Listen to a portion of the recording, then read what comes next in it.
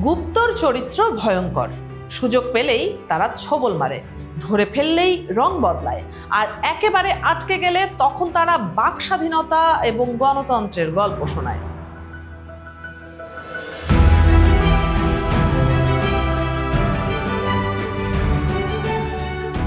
আর গুপ্ত ভণ্ডামির আসল রূপ বুঝতে বর্তমান সময়ে একটা নাম মনে রাখলেই চলবে, জাইমা রহমান।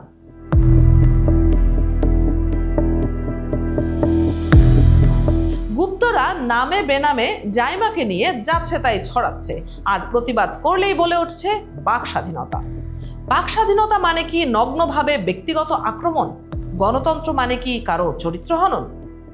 আসলে দর্শক, শহুরে ব্যস্ততার আড়ালে ডিজিটাল পর্দার ভেতরে এখন এক বীভৎস উল্লাস চলছে, যেখানে মতাদর্শের লড়াই হওয়ার কথা ছিল রাজপথে কিংবা যুক্তিতে, সেখানে আজ লড়াইটা নেমে এসেছে ব্যক্তিগত শয়নকক্ষ আর বিকৃত ছবির কোলাজে। প্রধানমন্ত্রী তারেক রহমানের কন্যা জাইমা রহমানকে কেন্দ্র করে সামাজিক যোগাযোগ মাধ্যমে যে কুরুচিপূর্ণ ফটো কার্ড ছড়িয়ে পড়েছে তা দেখে শিউরে উঠছে দেশের সচেতন নাগরিক সমাজ। এটি কেবল একটি ছবি বিকৃতি নয়, বরং এটি আমাদের জাতীয় রুচির এক চরম অধঃপতন। একজন শিক্ষিত মার্জিত তরুণীকে কেবল তার রাজনৈতিক পরিচয়ের কারণে যেভাবে জনসমক্ষে আনা হচ্ছে তা আদিম বর্বরতাকেও হার মানায়। এই কদর্য আক্রমণের লক্ষ্যবস্তু কেবল একজন ব্যক্তি নন, বরং গোটা নারী জাতির মর্যাদা আজ প্রশ্নের মুখে। ফেসবুকের ওয়ালে ওয়ালে যখন এই অশ্লীল মন্তব্য আর বিকৃত ছবিগুলো ভেসে বেড়ায়, তখন মনে প্রশ্ন জাগে, আমরা কি আসলেই কোনো সভ্য সমাজে বাস করছি, নাকি ইন্টারনেটের নামহীনতার সুযোগ নিয়ে আমরা আমাদের ভেতরের পশুত্বকে প্রতিনিয়ত খোরাক দিচ্ছি?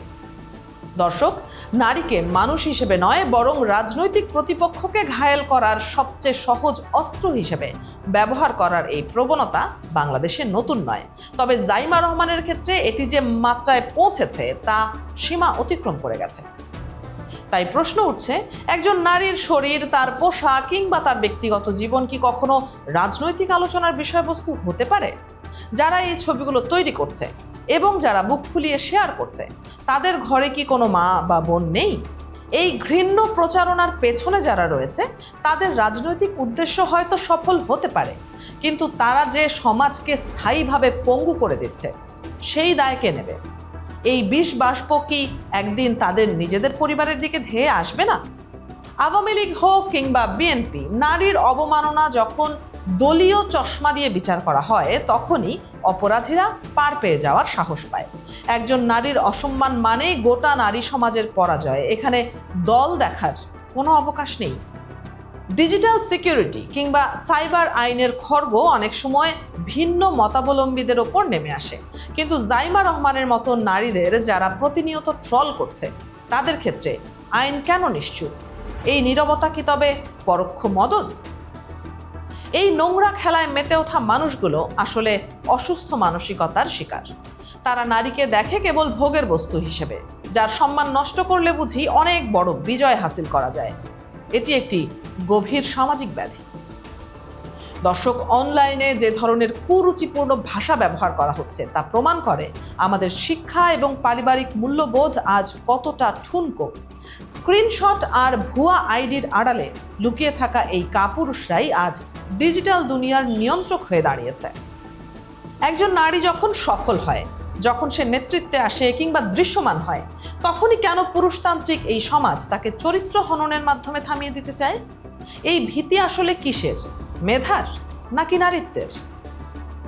জাইমা রহমানের এই ঘটনায় বিএনপির নেতাকর্মীরা তীব্র প্রতিবাদ জানিয়েছেন, যা ইতিবাচক। কিন্তু এই প্রতিবাদ কেবল দলের নেত্রীর জন্য নয়, বরং দেশের প্রতিটি কোণায় লাঞ্ছিত হওয়া সাধারণ নারীর জন্য হওয়া উচিত। আজ জাইমা রহমান আক্রমণের শিকার হচ্ছেন, কাল হয়তো অন্য কোনো দলের নেত্রী কিংবা কোনো সাধারণ পেশাজীবী নারী একই পরিস্থিতির মুখোমুখি হবেন। যতদিন আমরা নারীর প্রতি এই বিদ্বেষকে সমাজ থেকে উপড়ে না ফেলব, ততদিন কেউ নিরাপদ নয়। সামাজিক যোগাযোগ মাধ্যম প্ল্যাটফর্মগুলোও তাদের দায় এড়াতে পারে না। ঘৃণা ছড়ানো ও অশ্লীল কন্টেন্ট রিপোর্ট করার পরও কেন তা দ্রুত সরানো হয় না, সেই জবাবদিহিও আমাদের চাওয়া উচিত। আমাদের সন্তানদের আমরা কি শেখাচ্ছি?